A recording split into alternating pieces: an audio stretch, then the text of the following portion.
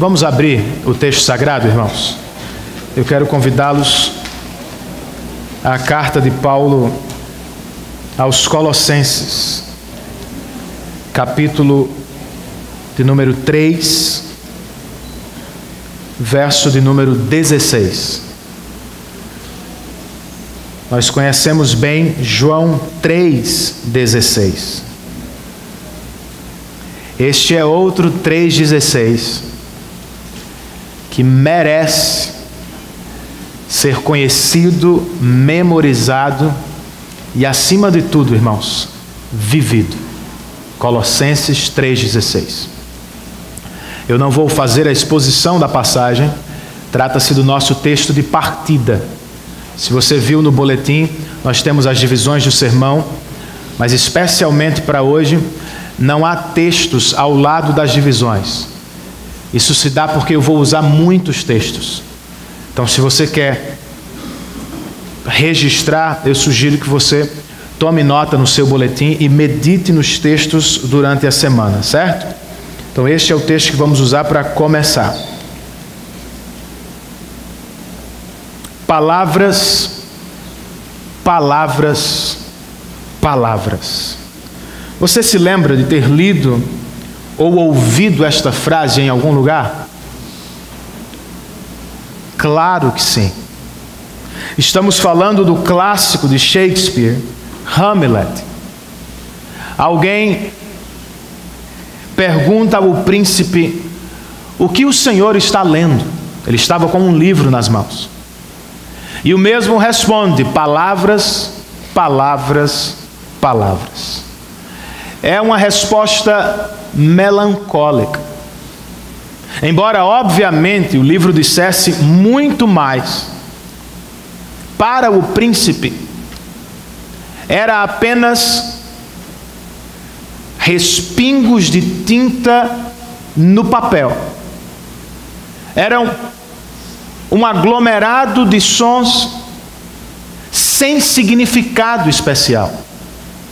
Neste sentido, irmãos, mesmo tendo escrito por volta do ano de 1600, Shakespeare nos parece muito atual, pois nos nossos dias não há significado real, há apenas palavras. Não há verdade absoluta, dizem os intelectuais, há somente palavras. Ainda assim, elas são muito importantes, especialmente se estamos falando das palavras de Deus. Na verdade, irmãos, a palavra de Deus é o que há de mais importante na vida dos cristãos e na vida das igrejas. Em uma igreja verdadeiramente saudável, por exemplo, a pregação da palavra não termina com o final do culto. Ela começa durante o culto. Em uma igreja saudável, como nós buscamos ser, a palavra de Deus não está limitada a um sermão por semana. Ela reverbera, alcança as canções que cantamos, modela as orações que fazemos, enche as nossas conversas em casa com filhos e cônjuges, nos dá direção e motivação para toda a semana. Por isso, irmãos, por mais cínico que seja o mundo em relação às palavras, como cristãos que somos, devemos dar toda a atenção à palavra de Deus. Nossas famílias e nossas igrejas são fortalecidas, crescem e amadurecem na palavra de Deus. Vamos ler este verso de abertura, Colossenses capítulo 3, verso 16. O texto inspirado registra o seguinte: habite ricamente em vocês a palavra de Cristo. Ensinem e aconselhem-se uns aos outros com toda a sabedoria. E cantem salmos, hinos e cânticos espirituais com gratidão a Deus em seu coração. Vamos orar outra vez? Senhor, concede-nos a iluminação do Teu Espírito, pois sozinhos nós não podemos, não conseguimos compreender e muito mais receber o que Tu tens para nos falar. Por isso, Senhor, nós Te rogamos pela assistência do Espírito. Eu não me atreveria a estar aqui diante do Teu povo sem a Tua assistência. Meus irmãos não deveriam se aproximar do culto cristão sem pedir por Tua ajuda. Joga as nossas resistências por terra, Senhor. Vence o nosso coração orgulhoso. Ensina-nos, exorta-nos e faz da nossa igreja e das nossas famílias, igreja e famílias centradas na palavra. É o que nós queremos. E por isso oramos em nome de Jesus. Amém.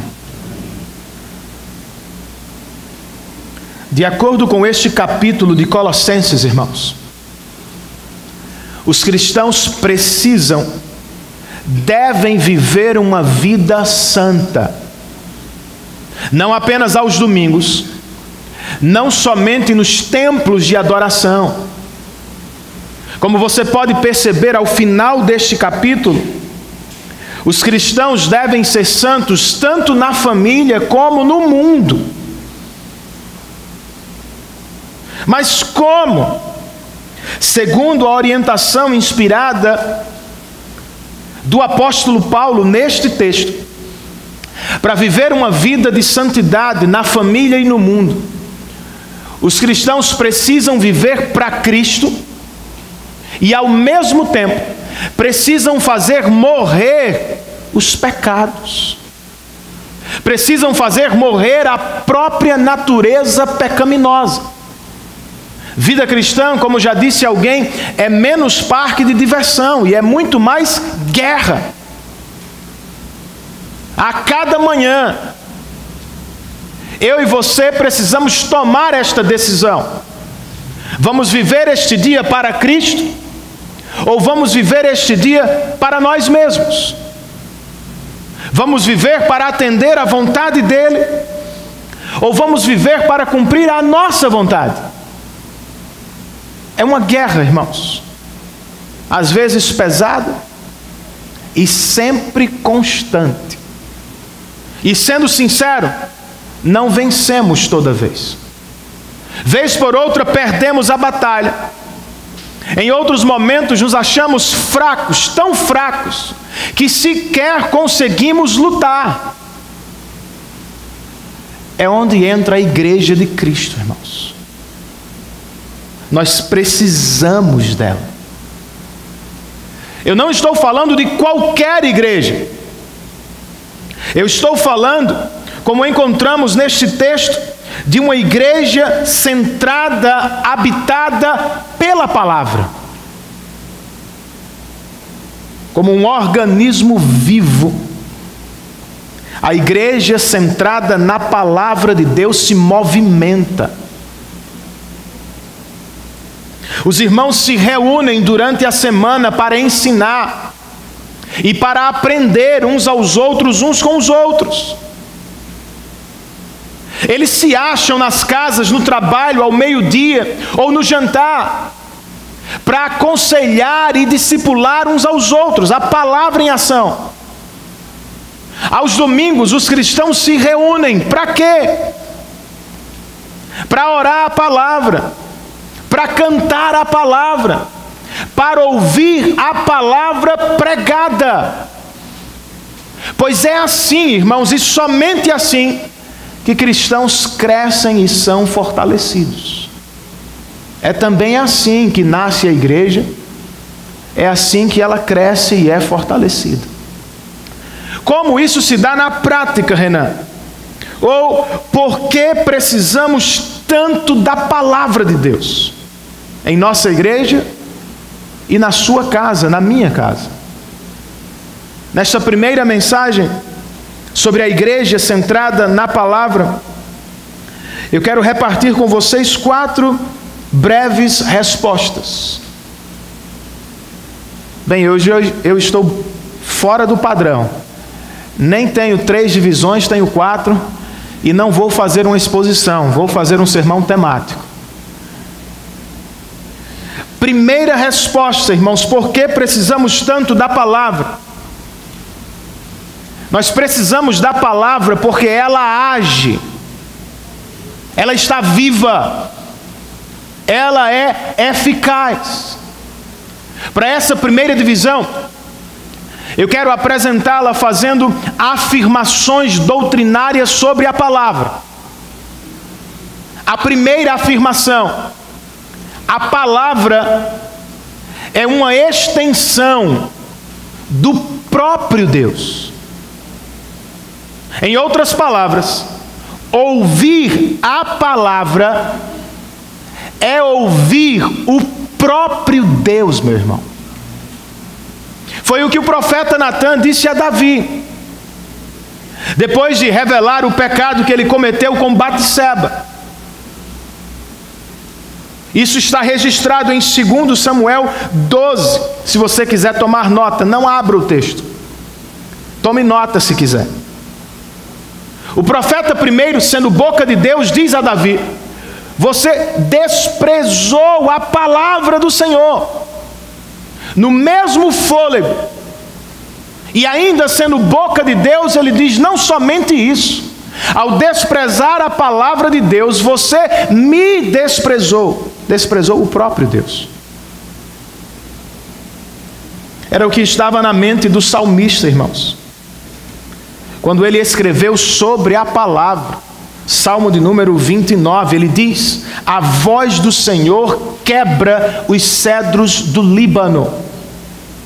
Imediatamente depois ele continua: o Senhor quebra os cedros. Primeiro, a voz do Senhor os quebra, e depois o Senhor os quebra. Ele continua: a voz do Senhor faz tremer o deserto.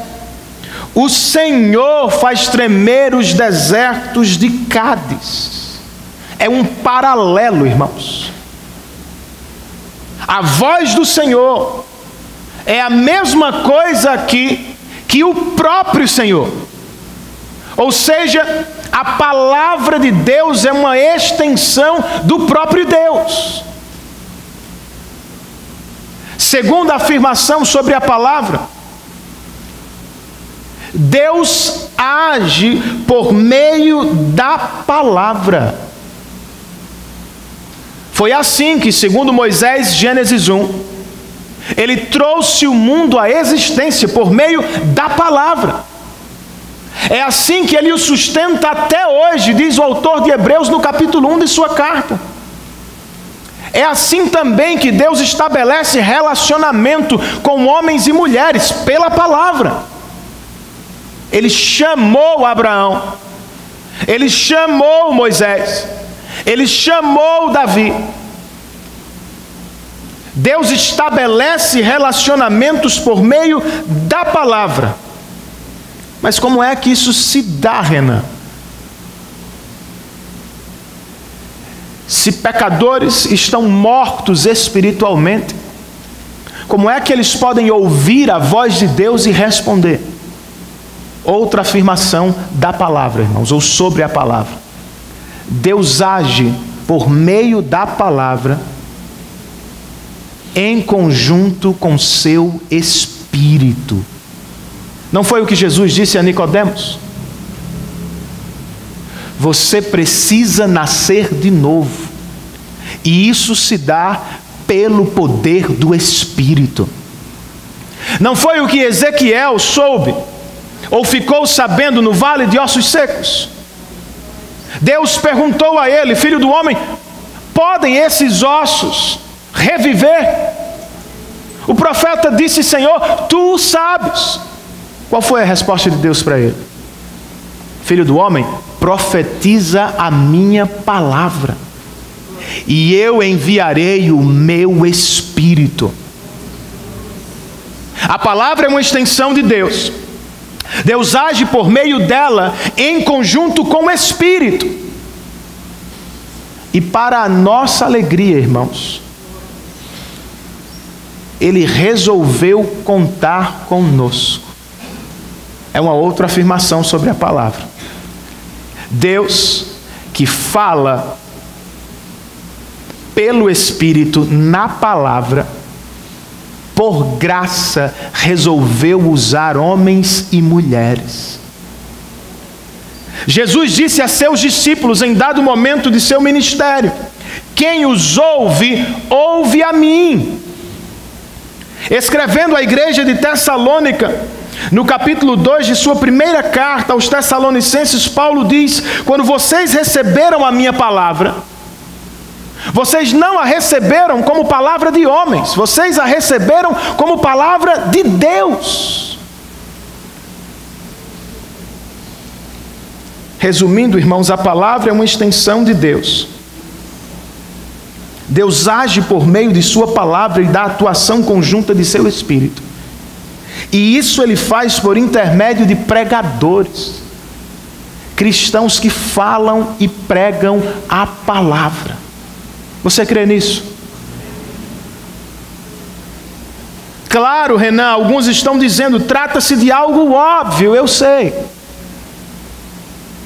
As coisas óbvias são as mais esquecidas às vezes no nosso coração. E por isso, repetidamente, irmãos, você vai encontrar o Senhor dizendo na palavra: lembrem-se, lembrem-se, lembrem-se, não esqueçam do óbvio. É importante lembrar deste óbvio hoje. Sabe por quê? Porque existe dentro de cada um de nós um impulso satânico que quer separar Deus de sua palavra. Como fez com os nossos primeiros pais, Satanás vive a nos sugerir o seguinte: vocês podem amar a Deus sem amar ou obedecer a sua palavra. Não foi o que ele disse a Eva? Mas foi o que Deus falou mesmo. Você ainda pode obedecê-lo, amá-lo, mesmo rejeitando a sua voz. É uma mentira, irmãos. Nós também estamos cercados por muitas teologias contemporâneas que tentam, como a serpente, separar a palavra de Deus da Bíblia Sagrada. Há cristãos, pasmem vocês, pessoas que se chamam cristãs, que não acreditam na palavra, irmãos. A voz do Senhor não poderia estar restrita à palavra. A Bíblia tem a palavra de Deus, contém, não é extremamente perigoso.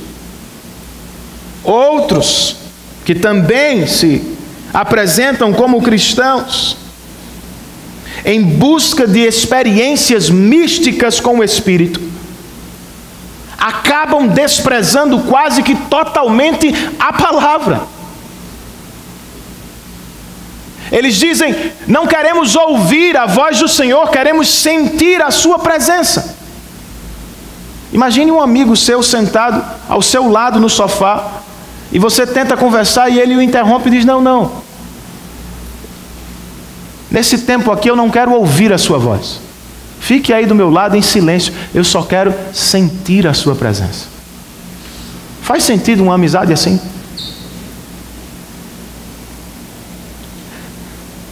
Desde o início, irmãos, Deus se relacionou com o seu povo por meio de palavras.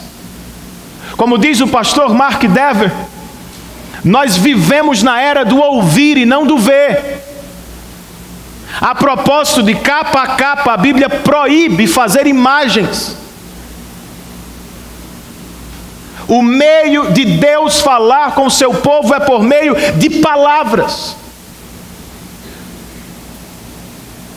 Portanto, se você quer conhecer a Deus de fato, se quer levar a sua vida cristã a sério, você não tem opção, meu amigo.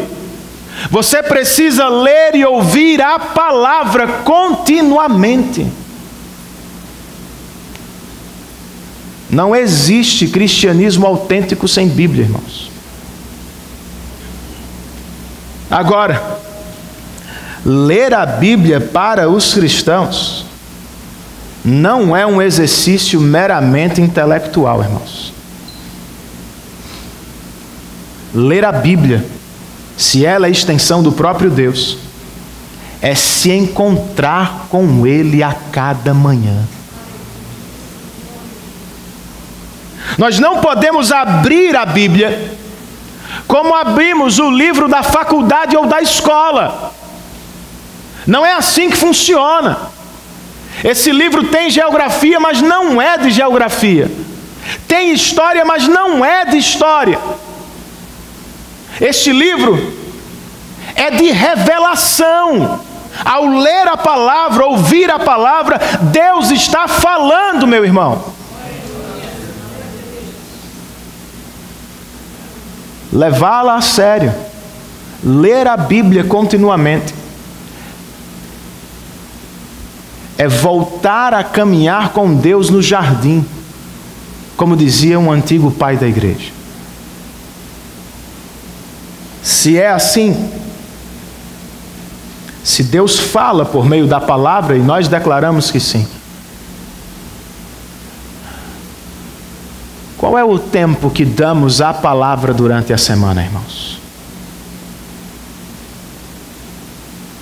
E como é que você se aproxima da palavra no culto público aos domingos?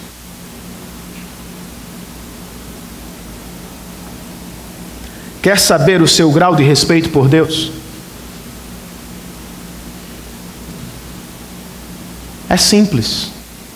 Veja o quanto você lê e ama a palavra. Pois nas Escrituras Deus está falando.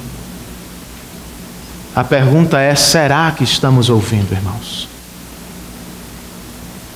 Espero que sim, pois é a palavra que nos fortalece. Por que precisamos da palavra? Em segundo lugar, irmãos, nós precisamos da palavra porque ela convida. Por definição, escute isso. O cristão é alguém que ouviu e atendeu ao convite de Deus. Basicamente, esta é a linha que separa todos os homens, de todas as épocas e culturas. Há aqueles que ouvem e atendem ao convite da palavra, e há aqueles que ouvem e rejeitam o convite da palavra. Todo ser humano pertence a uma ou a outra categoria. Não há uma terceira, irmãos. Tomemos o enredo da Bíblia como exemplo. Adão e Eva deveriam ter ouvido, não o fizeram, desobedeceram.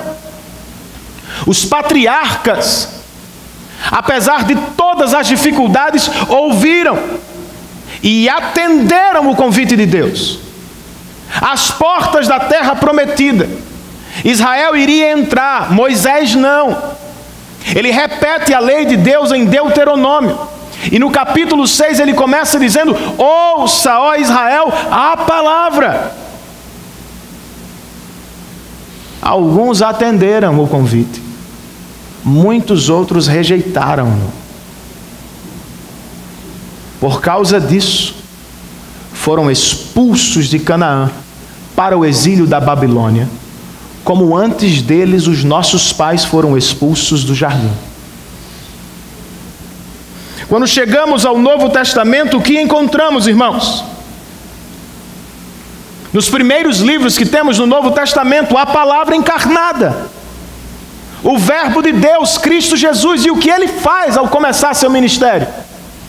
Leia o começo de Marcos. Ele começa pregando a palavra e convidando os pecadores ao arrependimento. Era uma linha, irmãos. Jesus estava de verdade colocando diante dos homens uma linha que os dividia.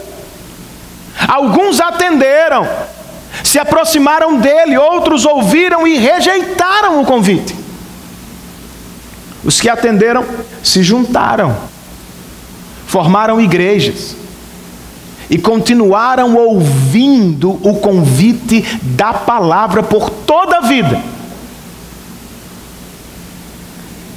Esta é uma das lições principais da Bíblia.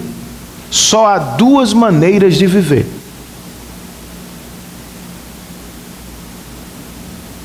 Você escuta a palavra e a atende, ou você escuta a palavra e a rejeita. E nossa resposta, irmãos, não necessariamente apenas com um levantar de mãos, ou como um frequentar a igreja, mas nossa resposta diária indica de que lado estamos. Pois de acordo com Jesus, nós não podemos servir a dois senhores. Atendemos a nosso governo ou ao governo dele. Vivemos para cumprir a sua vontade ou vivemos para dar voz à nossa vontade. É uma coisa ou outra, não há meio termo. Por isso, com alguma seriedade, nós precisamos pensar, irmãos. Já atendemos de verdade? Você já respondeu de maneira positiva ao convite de Jesus? Por exemplo, vocês sabem, nem todo mundo é família de Deus. E nem todo cristão que se apresenta assim é família de Jesus. Foi Ele quem nos disse isso. Minha família não são aqueles que nasceram em Israel apenas. Os judeus se achavam família de Deus por nascimento. Ele disse: não. Minha família é feita de pessoas que ouvem a palavra e a praticam. Em outro lugar ele disse: nem todo mundo é minha ovelha. As minhas ovelhas ouvem a minha voz e me seguem. Essa é a questão, meu amigo. Talvez a mais importante deste dia para você. Você tem certeza que é família de Deus? Você está convicto de que é ovelha do pastoreio de Jesus Cristo? Um esclarecimento, irmãos. Nós não nos tornamos ovelhas do rebanho de Cristo porque conseguimos atender a tudo que a palavra espera de nós. Seria mérito assim, não é como acontece. Nós nos tornamos ovelhas do aprisco de Cristo porque Ele mesmo ouviu e cumpriu tudo aquilo que nós não poderíamos cumprir. Nós somos salvos pela graça. Nós não forçamos nossa entrada à família de Deus por obras, ofertas, religião, não. O Espírito de Deus ilumina os nossos olhos, nos permitindo ver nossa condição espiritual e nos fazendo correr para Cristo como nosso Salvador. Isso é verdade. Eis o Evangelho da graça. Agora, o Espírito que nos salva por meio da pregação de Cristo Jesus, quando o faz, irmãos, também nos transforma. Não há cristão genuíno sem transformação de vida. E sabe uma das primeiras coisas que o Espírito transforma nos nossos corações? A nossa inclinação para a palavra. Volte à sua história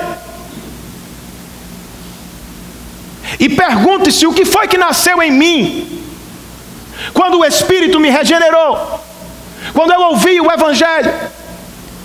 Havia em você, como eu vivi, um desejo por conhecer a palavra. Não vamos cumpri-la perfeitamente, irmãos. Ainda vamos tropeçar, vamos vacilar. Mas se atendemos ao convite do Evangelho, ao menos nós desejamos cumprir a voz do Senhor.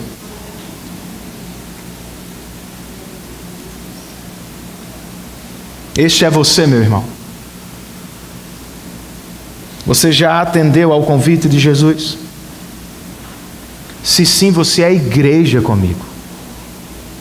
E se você é igreja comigo, nós temos a responsabilidade de fazer este convite a outros. Mas diante deste desafio,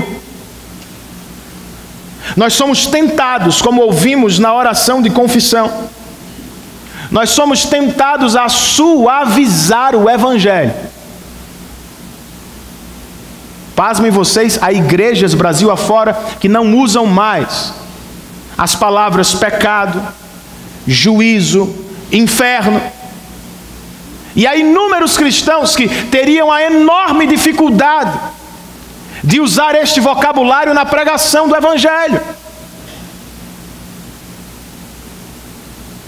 Mas talvez nossa pregação esteja incompleta. Alguém já disse que uma conversa corriqueira sobre a Bíblia é como você entrar em uma sala brandindo uma espada. As pessoas ou vão lutar contra você, ou elas vão fugir de você. A maioria dos cristãos diria: então guarda a espada, pastor. Por que guardá-la, irmãos? É por meio dela, em conjunto com o Espírito, que Deus chama pecadores à salvação. Nós precisamos usá-la e pregá-la ao coração das pessoas que nos ouvem. E se elas não nos ouvirem, Renan, bem, o problema não é mais nosso. Jesus viveu isso o tempo todo. Em uma parábola sobre o casamento, ele disse que nem todos atenderiam ao convite. Alguns viriam, outros nem sequer trocar de roupa desejavam fazê-lo. Jesus dividia pessoas. Ele separou pessoas. Há aqueles que vêm, há aqueles que não vêm. É assim mesmo.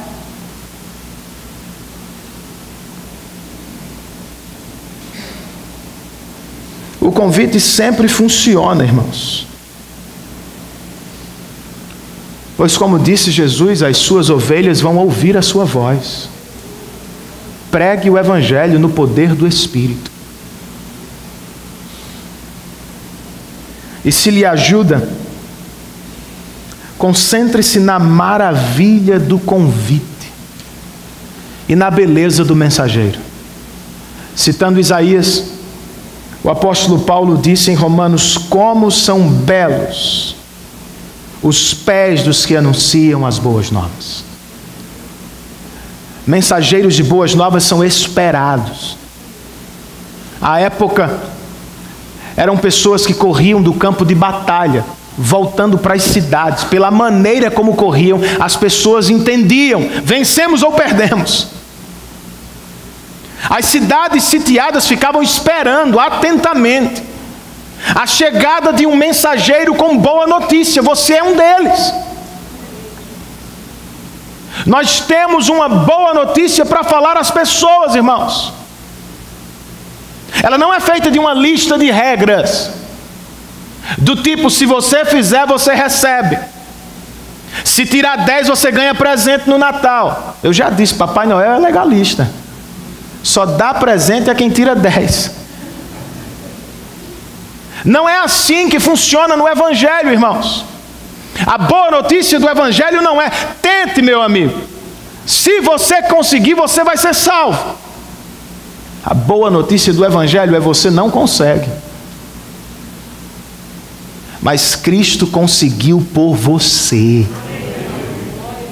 O convite não é para tentar fazer. O convite é: atenda àquele que já fez tudo o que você precisava na cruz do Calvário.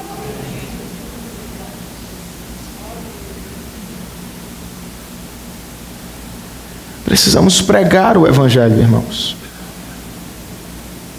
Qual será a resposta dos pecadores? Sei lá, meu irmão.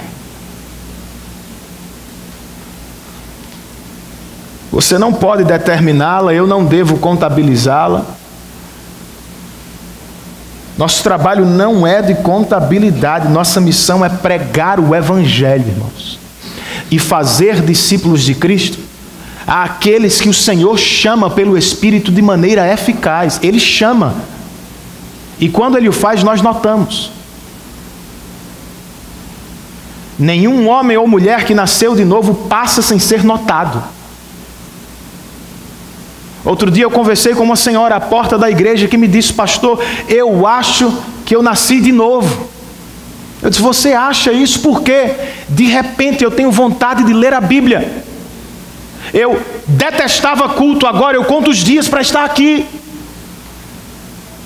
Eu nunca entendi a mensagem de Cristo na cruz, agora eu a amo.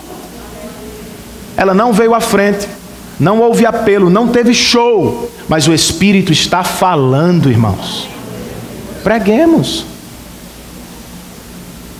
Os resultados estão nas mãos dele. Porque precisamos tanto da palavra? Terceira resposta: porque a palavra liberta.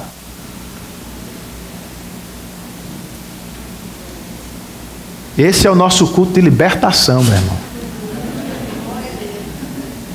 Precisa de outro não. De acordo com Jesus, irmãos. João 8,34. Todo aquele que peca é escravo do pecado. Pense na metáfora por alguns instantes. Imagine-se escravo.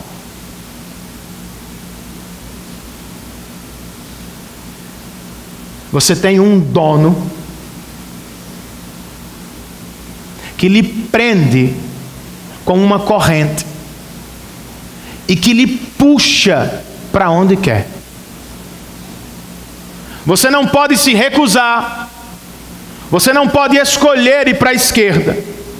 Você vai para onde o seu dono puxa. Ponto. Segundo a Bíblia, irmãos, o pecado não põe uma corrente ao redor do pescoço. É pior do que isso. O pecado põe uma corrente ao redor do coração. Nossas paixões, vontades, crenças, desejos, todos eles estão presos.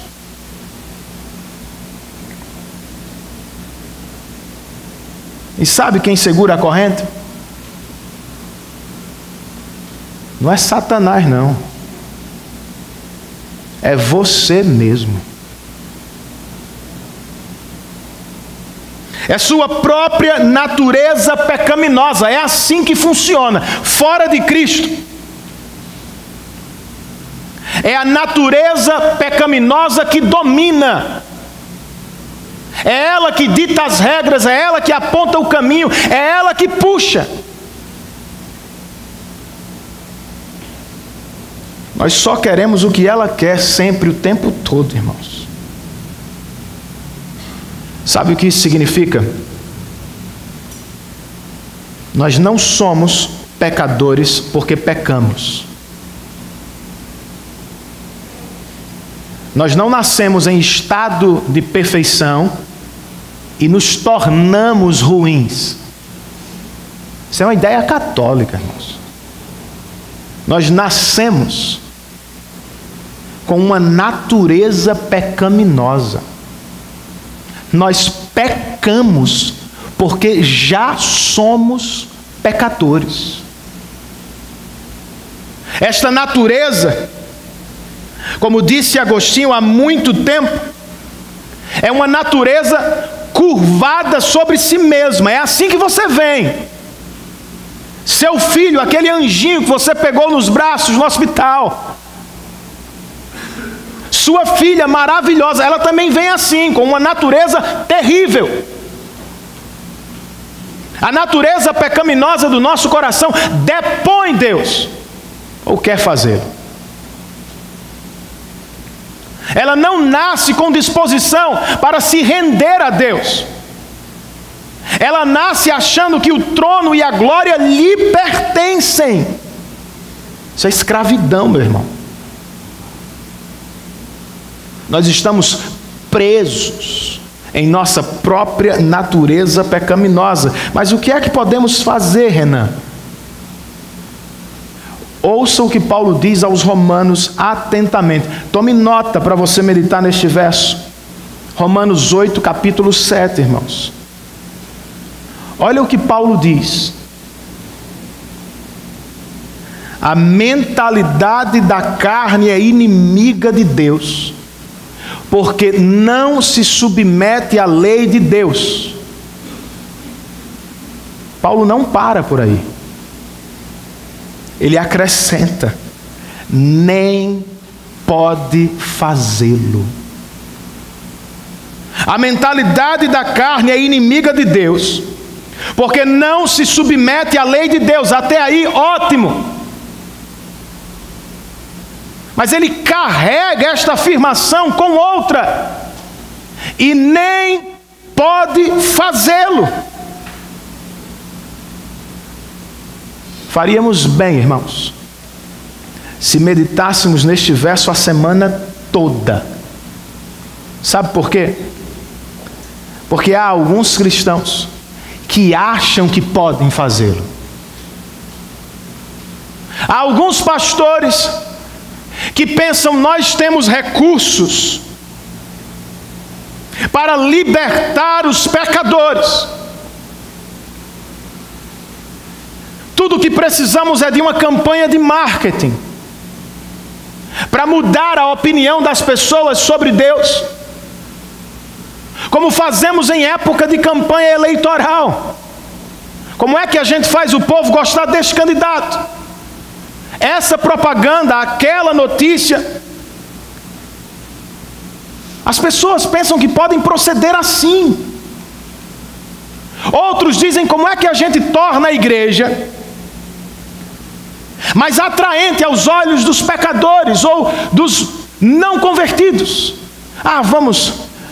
Vamos deixar o ambiente o mais próximo possível do mundo. Vamos cantar as músicas que eles cantam, vamos mudar, vamos fazer de tudo para dar a eles a experiência da adoração. Irmãos, qual é o problema com uma postura assim? Pecadores não precisam mudar de opinião sobre Deus apenas. Pecadores precisam de uma nova natureza. Precisam de um novo nascimento. Por mais brilhantes que sejam os pastores, e ricas que sejam as igrejas, com todo o recurso de Hollywood possível, tem igreja que compete com Hollywood.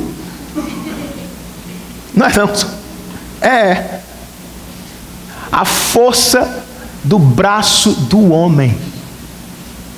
Por mais ricos, inteligentes e carismáticos que sejam os homens, ninguém pode dar a outro homem a experiência da adoração, irmãos.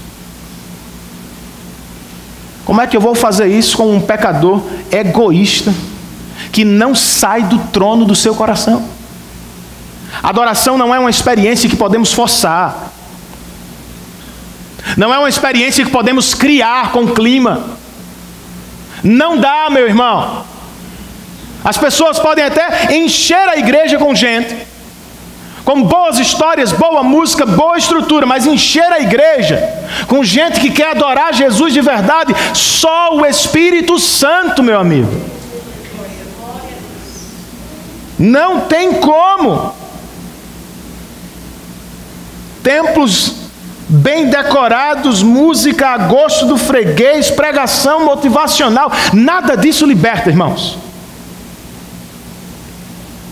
Na verdade, às vezes deixa as pessoas no mesmo lugar de sempre, enganadas. Elas passam um tempão achando que estão libertas, mas ainda estão presas. O que é que liberta, irmãos, de verdade? Vocês conhecem o texto. Nosso presidente o usou extensamente durante a campanha eleitoral. E eu tenho que dizer, fora de contexto e sem entender nada. Vocês conhecerão a verdade, e a verdade os libertará. Coitado. Que Deus o ajude. Era meramente marketing. Mas Jesus sabe do que está falando. Se o presidente não sabe, Jesus sabe, meu amigo. O que ele está dizendo é o seguinte: a palavra da verdade de Deus, em conjunto com o seu Espírito, é a única arma que liberta o pecador.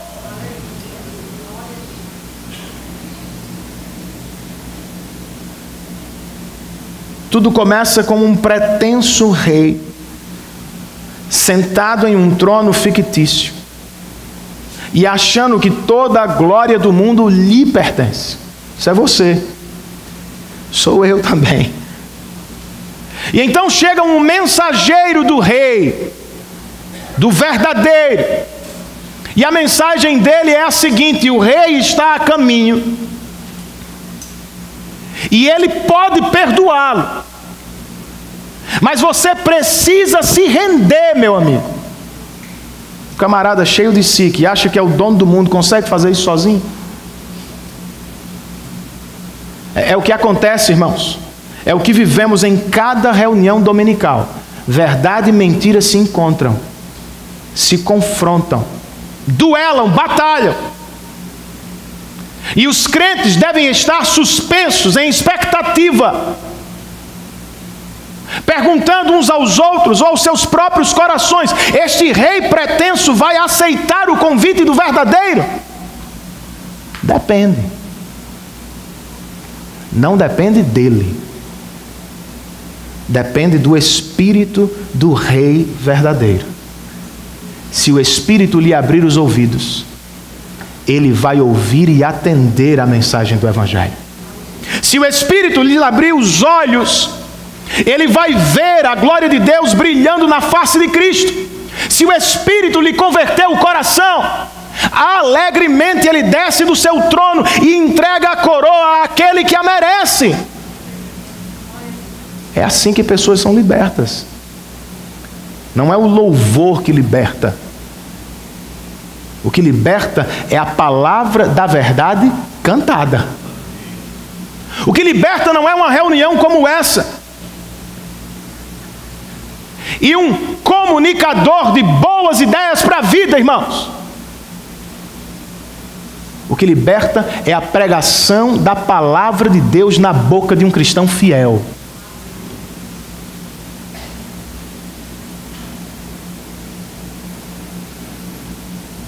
Por isso, irmãos, a prioridade de nossa igreja precisa ser o ministério da palavra.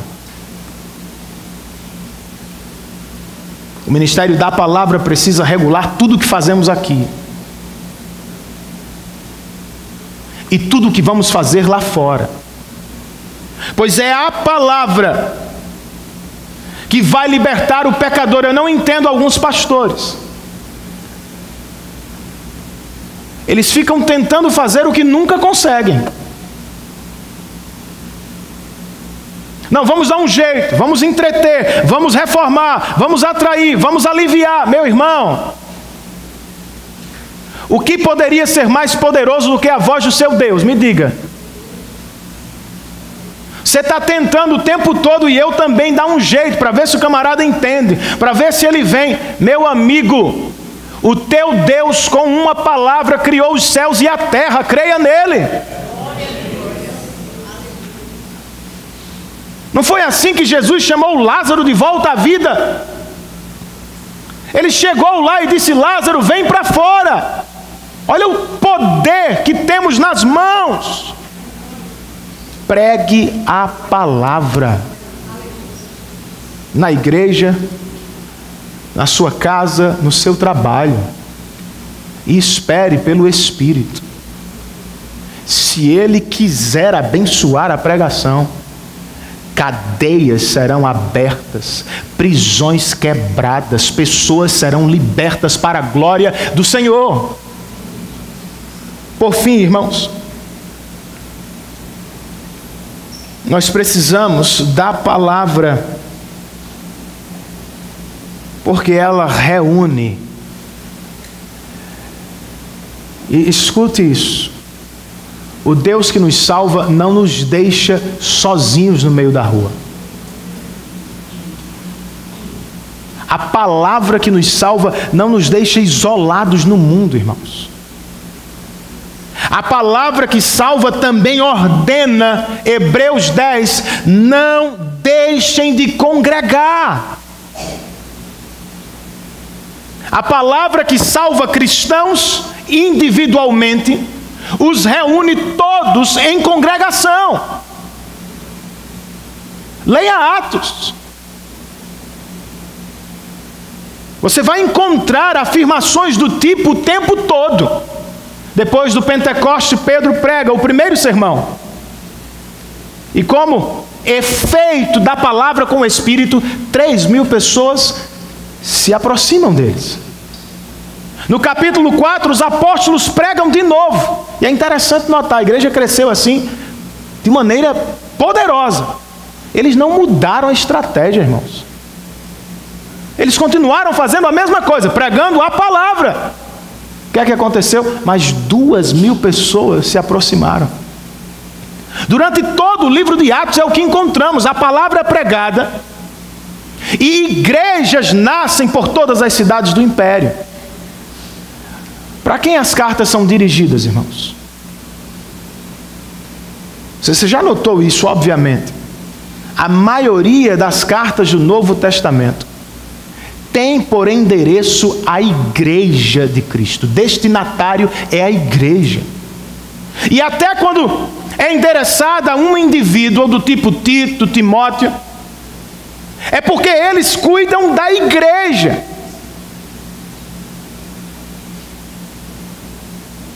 O efeito, portanto, da palavra pregada não é o surgimento de um cristão isolado no mundo. É o surgimento de uma igreja que se reúne, que congrega, irmãos. E o que é que ela faz quando está reunida? A igreja faz uma casa para a palavra. Não foi o que lemos ao início, em Colossenses? Paulo diz: habite ricamente em vocês a palavra. Ensinem e aconselhem-se uns aos outros com toda a sabedoria. Cantem salmos, hinos e cânticos espirituais com gratidão a Deus de coração.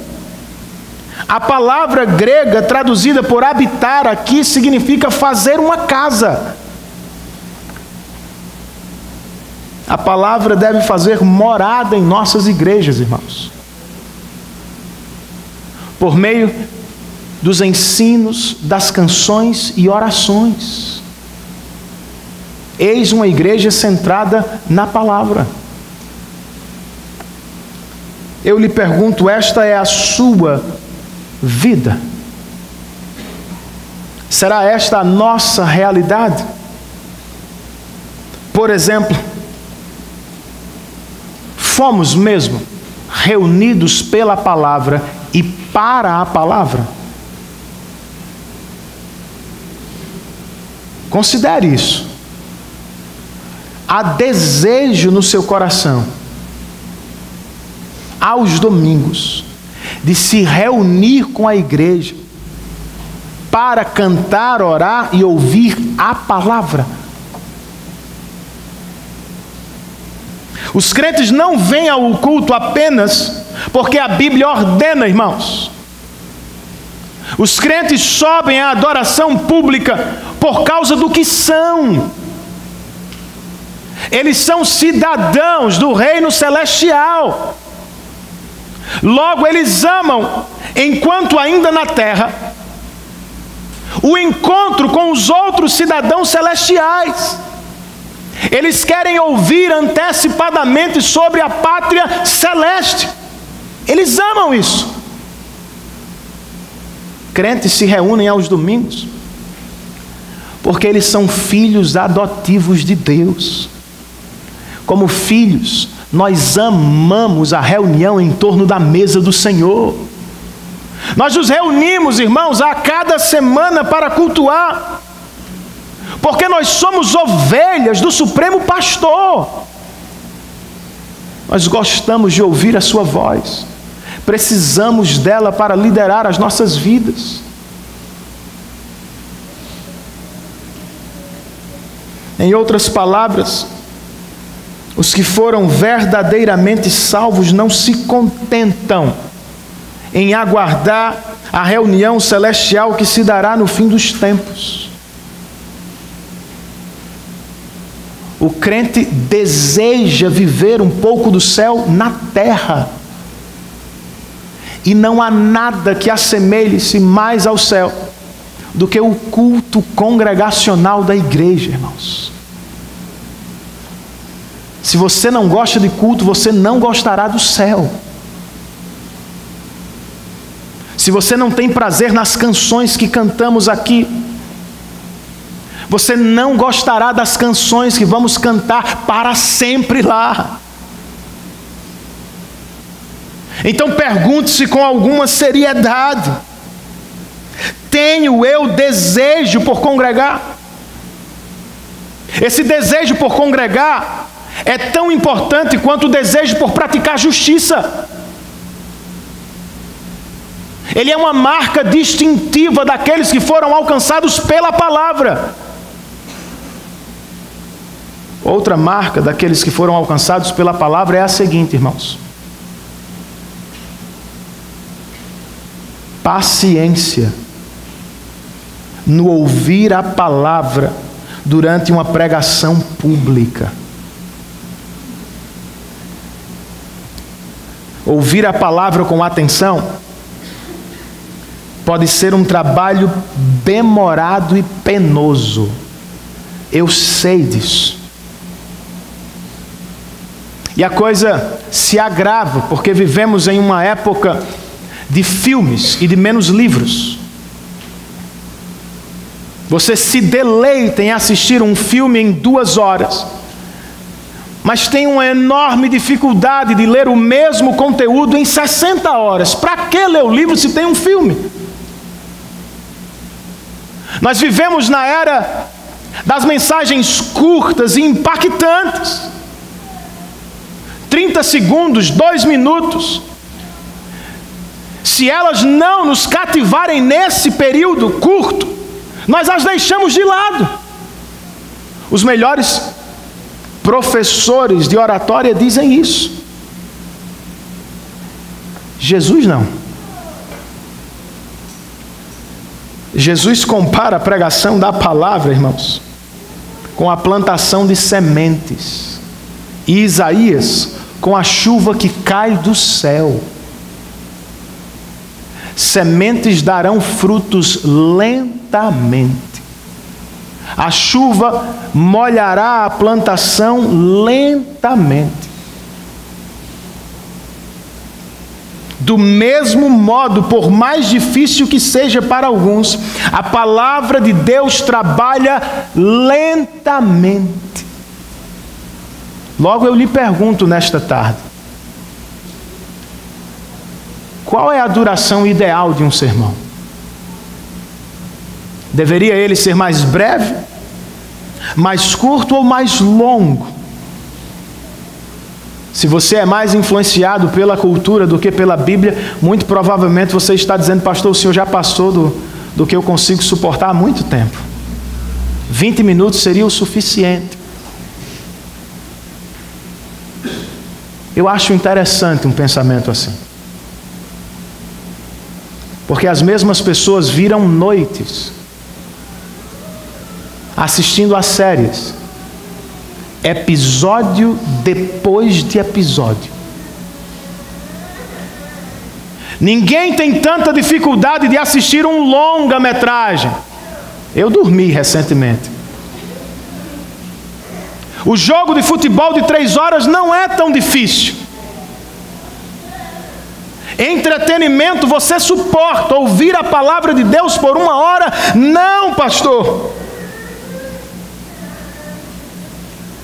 Olha o que um autor escreve. Daniel já cansou de ouvir a palavra. E ele eu entendo.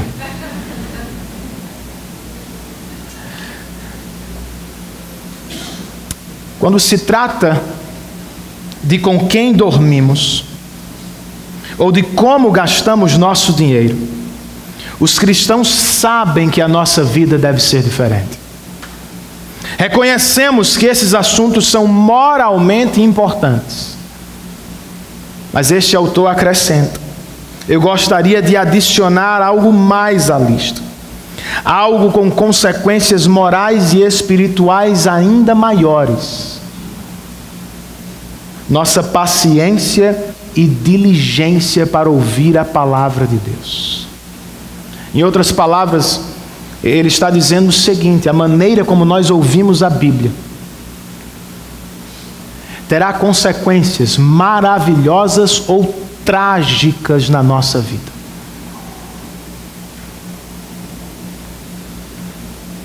Então, se você é nascido de novo, meu amigo, não venha aos domingos ouvir a palavra orando a Deus com todas as suas forças, para que ela seja breve. Ou não venha esperando a cada domingo um show de oratório.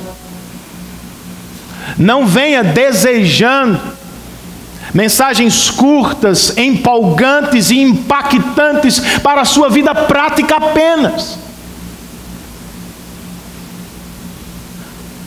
Ao entrar no seu carro, comece a orar, meu amigo.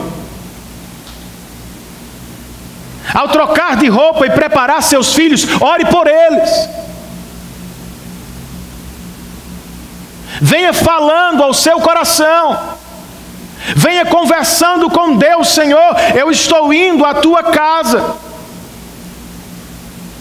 E eu quero ouvir a tua voz, eu quero viver um encontro real com o Senhor. Mas de novo, irmãos, ouvir uma palavra, ouvir a exposição da palavra é algo difícil. Por isso exige a sua participação. Ou só eu estou fazendo culto agora? O culto não é do pastor, é da igreja.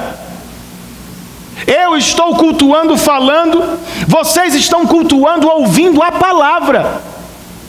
Nós não nos sentamos aqui como sentamos no cinema, de maneira passiva, apenas para nos entreter, não. Você se senta aqui para cultuar de maneira ativa. Você estudou duro para passar no concurso. Você vai ministrar aula nessa semana e devotou horas para preparar sua mente e coração. Você ficava acordado até tarde pensando no Enem. Mas para a palavra de Deus você não tem esforço. Você pode chegar de qualquer jeito. Pode vir sonolento. pode dormir durante a pregação, meu irmão. Deus está falando conosco. Se o seu coração está se desviando, bata nele e diga: coração, você é pecaminoso, mas hoje você vai ouvir a voz do meu Deus. Seu corpo está cansado, o meu também, meu amigo. Mas o que poderia ser melhor do que ouvir a voz de Deus, irmãos? Culto também é esforço.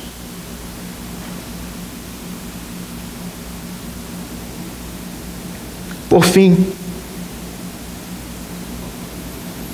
como fazemos para reunir a igreja, construir uma igreja, edificar uma igreja, fortalecer uma igreja? Eu sei que os pastores têm as mais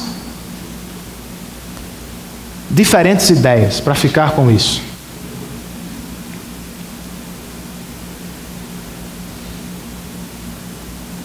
Eu tenho uma proposta melhor, biblicamente falando.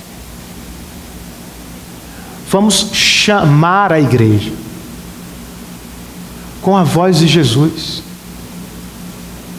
Não foi o que ele disse?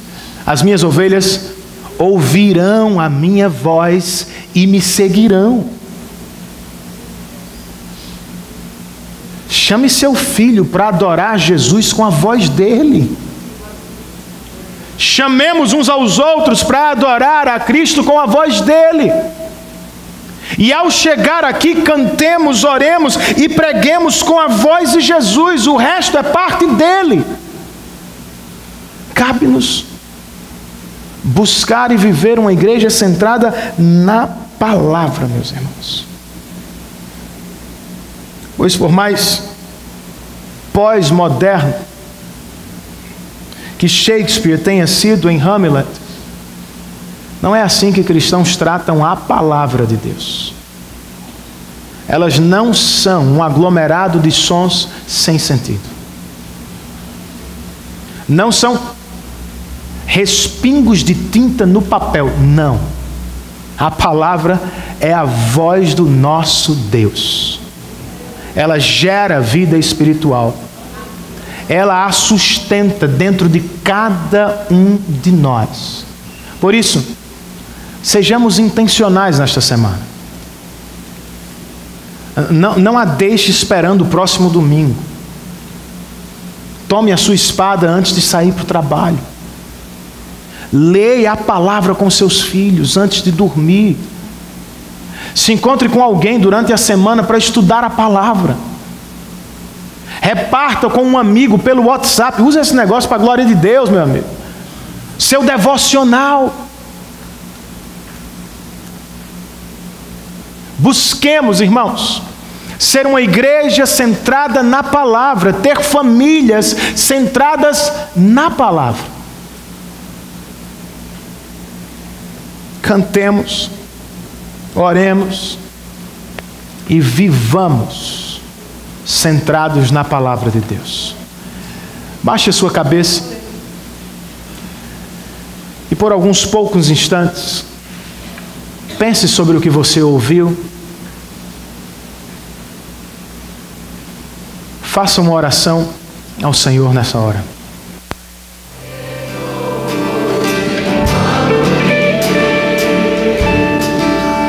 Nós te louvamos, Senhor, pois a salvação não está nas nossas obras, em nossa obediência perfeita. Nossa salvação é Cristo Jesus. De maneira poderosa, o Senhor moveu céus e terra para nos salvar.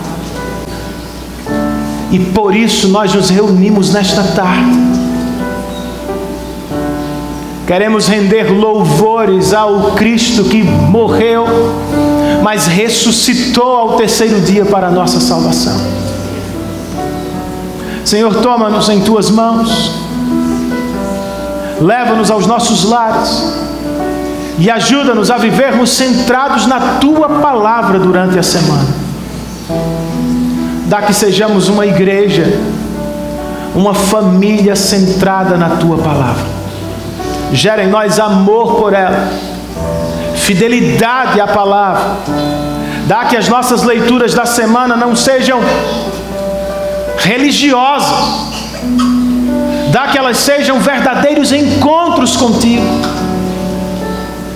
E que assim cresçamos, sejamos fortalecidos e aprendamos a viver diante de Ti o tempo inteiro. Essa é a nossa oração, Senhor, em nome de Jesus. Queridos, nós vamos receber a bênção dos apóstolos. Eu queria convidar o pastor Nelson. Será que você pode fazer isso, meu irmão? O pastor Nelson é um missionário brasileiro no Canadá.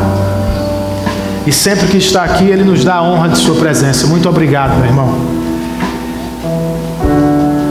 Nós vamos receber a bênção do Senhor e logo depois vamos cantar o refrão desta canção outra vez, enquanto eu me dirijo para a porta para falar com os irmãos.